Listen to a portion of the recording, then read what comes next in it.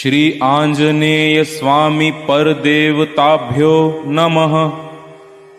ध्यानम् उद्यादादित्य संकाशम् उदार भुजविक्रमम् कन्दर्पकोटिलावण्यम् सर्वविद्याविशारदम् श्रीरामहृदयानन्दम् भक्तकल्पमहीरुहम् अभयम् वरदम् दोर्भ्याम् कलये मारुतात्मजम् अञ्जनानन्दनं वीरम् जानकीशोकनाशनम् कपीशम् अक्षहन्तारम् वन्दे लङ्काभयङ्करम् आञ्जनेय अतिपाटलाननम् कञ्जनाद्रिकमनीयविग्रहम् पारिजाततरुमूलवासिनम् भावयामि पवमाननन्दनम् उल्लङ्घ्य सिन्धो सलिलम् यशोकवह्नि जनकात्मजाय आदाय तेनैव ददाह लङ्काम् नमामि तं प्राञ्जलिराञ्जनेयम् अतुलितबलधामम् स्वर्णशैलाभदेहम् दनुजवनकृशानम् ज्ञानिनाम अग्रगण्यम् सकलगुणनिधानम् वानराणाम् अधीशम् रघुपतिप्रियभक्तम् वातजातम् नमामि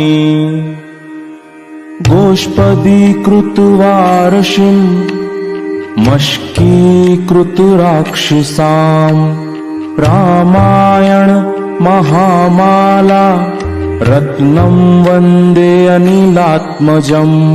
यत्र यत्र रघुनाथ कीर्तनं तत्र तत्र कृतमस्तकाञ्जलिं बाष्पवारि परिपूर्णलोचनं मारुतिं नमत राक्षसान्तकम् अमीशीकृतमार्तण्डम् गोष्पदीकृतसागरम् तृणीकृतदशग्रीवम् आञ्जनेयं नमाम्यहम् मनोजवं मारुततुल्यवेगम् जितेन्द्रियं बुद्धिमतां वरिष्ठम् वातात्मजं वानरयूथमुख्यम् श्रीरामदूतं शिरसा नमामि आंजनेय गायत्री ओम आंजनेयाय विद्महे वायुपुत्राय धीमहि तन्नो हनुमत प्रचोदयात्। आंजनेय त्रिकालवन्दनम् प्रातः स्मरामि हनुमन् अनन्तवीर्यम् श्रीरामचन्द्र चरणाम्बुज चञ्चरीकम् लङ्कापुरीदहन नन्दित देववृन्दम् सर्वार्थसिद्धिसदनं प्रथित प्रभावम् माध्यं नमामि व्रजनार्णवतारणैकधारम्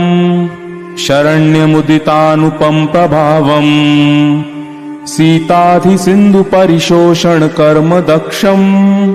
वन्दारुकल्पतरुम् अव्ययम् आञ्जनेयम् सायं भजामि शरणोपस्मृताखिलार्ति पुञ्जप्रणाशन विधौ प्रथित प्रतापम् अक्षान्तकं सकल राक्षसवंश धूमकेतुं प्रमोदित विदेह सुतं दयालुम्